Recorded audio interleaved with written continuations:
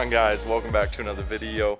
My name is Matt Tolson. As you could tell by the title and the thumbnail, we already got some issues with the kit. I'm just kidding. We knew this was going to happen. This is what happens when you lift a vehicle with coilovers. There is enough backspacing, but obviously the suspension's sticking out a little bit further, so there's a couple areas where it's rubbing. So what we're going to be doing, as you can tell, is installing some spacers. They're 1.75 inch. I got them off Big Country Off-Road. Shout out to the guys over there for hooking it up with these spacers. These are going to help push the wheels out obviously further and avoid rubbing. So let's go walk around and go see what is exactly rubbing, and then let's get right into this install. Alrighty, as you can see, I got the car on right here. If you haven't checked out the last video where I go into detail, make sure to go check it out. But the biggest area where we're seeing rubbing is right there. Obviously the tires have fully torqued and it's still already touching. So we gotta fix that. And then also, it's gonna be hard to see. Try and get in there. We are extremely close to that sway bar. So what we're gonna be doing is installing these guys, like Quadratec wheel spacers. I got off Big Country Off-Road once again. They're super easy to install. They come in instructions. Open these up real quick. Come out. It's obviously not easy with one hand. So they are super easy. Gonna go in there. So without further ado, let's get this thing parked, get it on some jack stands, and let's get these tires off and get them spaced out. Alright, first step, let's go ahead and get these lugs loosened so that we can get the tires off.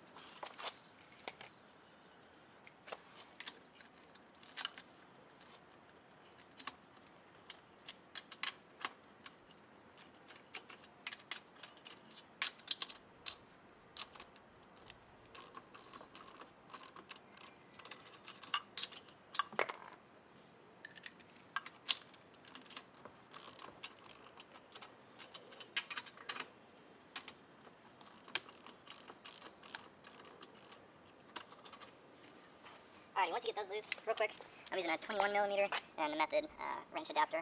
Get those loose, and we're going to go ahead and get this thing jacked up.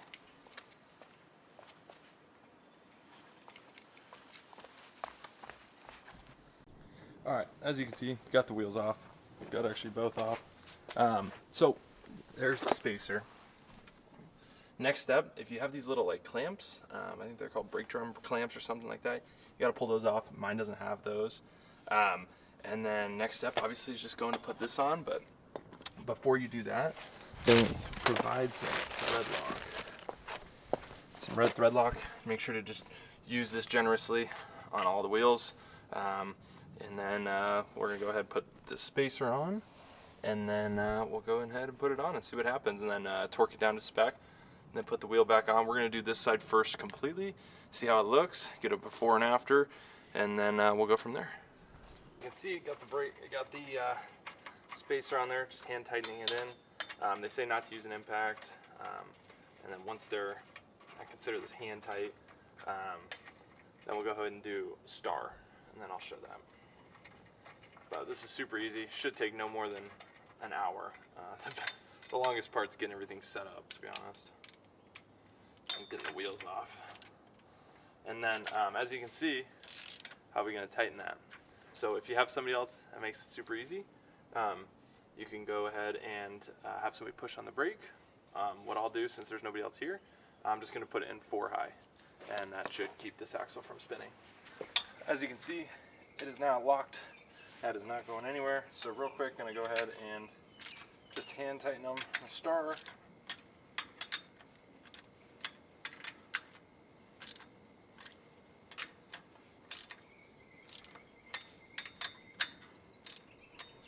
Pretty good.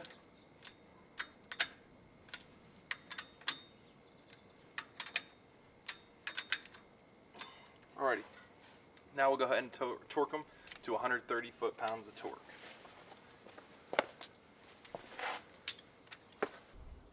So, as you can see, guys, I got it on there.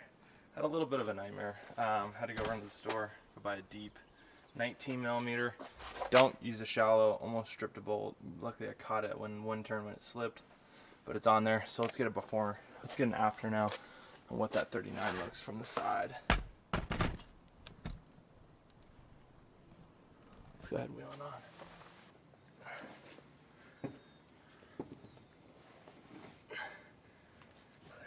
There we go.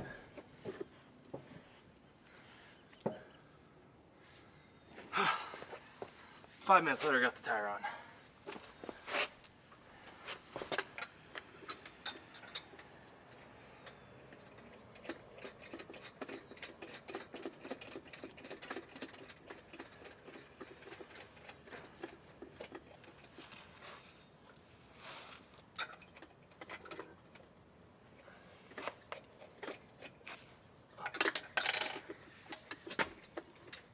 Once you get all the lugs back on, obviously just tighten them back up.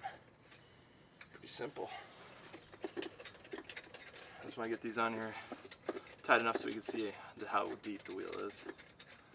Obviously it's much wider, which we wanted. Now we won't be rubbing that coil over anymore.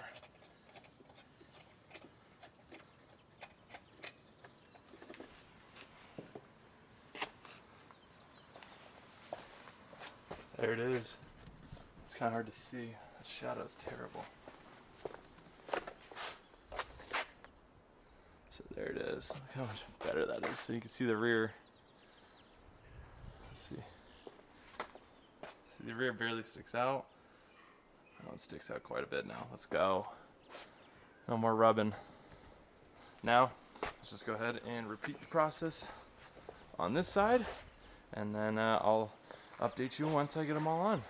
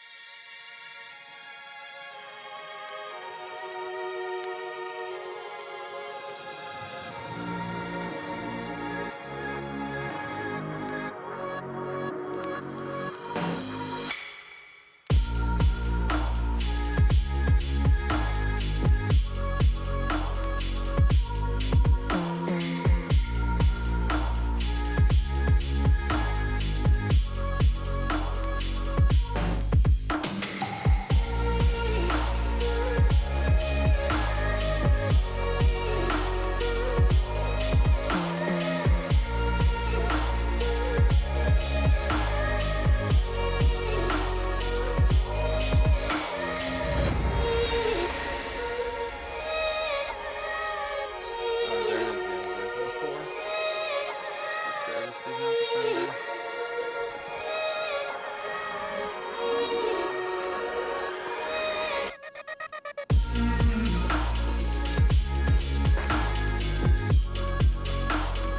Super tucked in there. This thing figured out. Alrighty, there it is, guys. Came out about an inch and a half, or 8.75. I'll say it's a little bit less.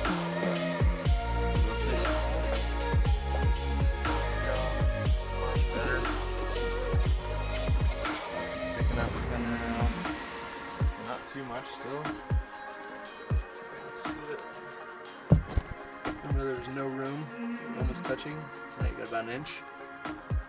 Huge. Side profile is pretty much the same, but that's the biggest one right there. Looks way better. I like that wider look too. Doesn't look so like it's gonna tip. Alrighty, that was it. Hopefully you enjoyed that quick little video of installing wheel spacers, getting rid of all the rubbing issues. Next step is going to be installing a parking relocation bracket. Since the stock one hangs below and becomes a limit strap, or it hangs above, so we want it below so it's not stretching out so much. That'll be the next video. Hope you guys enjoyed it. Make sure to check out the old videos. Also like and subscribe, and I'll see you guys in the next one.